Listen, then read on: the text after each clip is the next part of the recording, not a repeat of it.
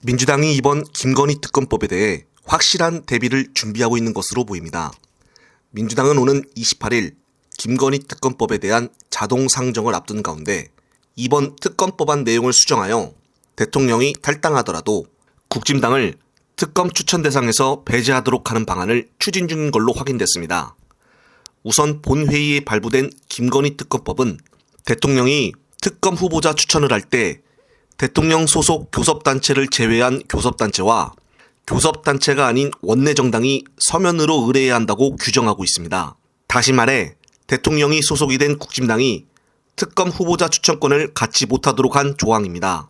하지만 만약 윤석열이 예상외로 국진당을 탈당하게 될 경우에는 특검 후보자를 선정하는 것에 대해서 이전과는 전혀 다른 상황에 놓이게 됩니다.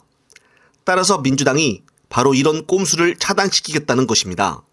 민주당 고위 관계자는 허를 찔리지 않기 위해 여러 상황을 대비하고 있다며 상대가 대통령 탈당 카드를 꺼내는 방안까지 고려해 대통령이 소속됐던 정당까지 특검을 추천할 수 없도록 하는 방안을 정의당과 협의했다고 밝혔습니다. 정의당 역시 대통령이 탈당할 경우에는 국정 운영 전반을 바꿔야 해서 쉽지 않을 것이라면서도 모든 상황을 참고해서 27일 전 민주당과 협의를 마칠 것이라고 밝혔습니다.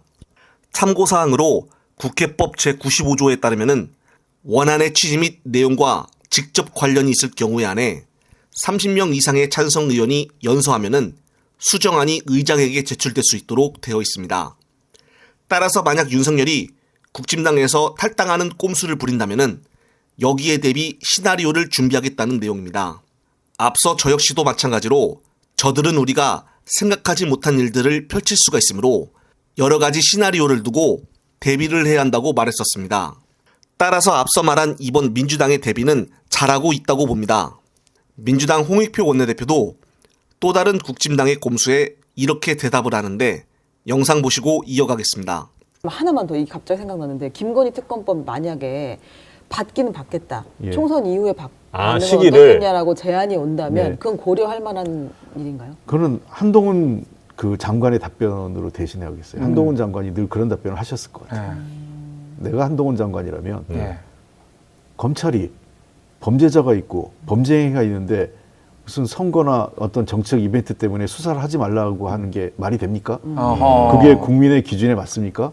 그게 상식적이라고 생각하십니까? 한동훈 연구 많이 하셨네. 라고 한동훈 장관이 얘기할 것 같아요. 그럼 전혀 그 옵션은 고려하지 않는다고 보면 돼요? 그렇죠. 범죄 행위가 있는데 범죄 행위를 선거 때문에 봐주라 그러면 앞으로 그런 게 관행이 되면 우리가 지금 국회의원들 수사 많이 되고 있잖아요. 자, 총선 이후에 하자 하면 검찰이 받을까요? 뭐 안 받을 거 아닙니까? 그리고 그런 욕을 우리가 할 수도 없고요. 네, 정말 시원한 대답입니다. 한편 국진당 이수정 교수가 이번 한동훈의 비대위에 제안을 받았다고 입을 털었습니다. 이수정 교수는 국진당 인재영입 1호로 며칠 전에 김건희 디올백 수수 사건에 대해 김건희가 받은 디올백이 진짜인지 가짜인지는 확인해봐야 되는 것이 아니냐라고 말하여 충격을 주었습니다. 한동훈 비대위원장마저 몰카 공작이라며 놀라운 대답을 하여 먼저 제안을 받은 이수정 교수가 이번에 새롭게 꾸려진 비대위원회에 합류하게 된다면 결국은 한동훈 체제가 건의수호대가 되는 것인가 하는 의구심을 안 가질 수가 없습니다. 일각에서는 이번에 꾸려진 조직에 대해 디올실드 위원회라며 빗대어 얘기하는 사람도 있습니다. 따라서 벌써부터 한동훈 비대위원회 실망을 하는 사람들이 부쩍 늘어날 것으로 보이고 민주당은 여기서 지체하지 말고 앞선 내용과 같이 김건희 특검법에 올인을 해야 합니다.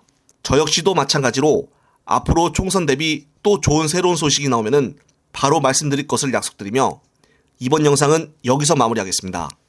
시청자 여러분, 시청해주셔서 감사합니다.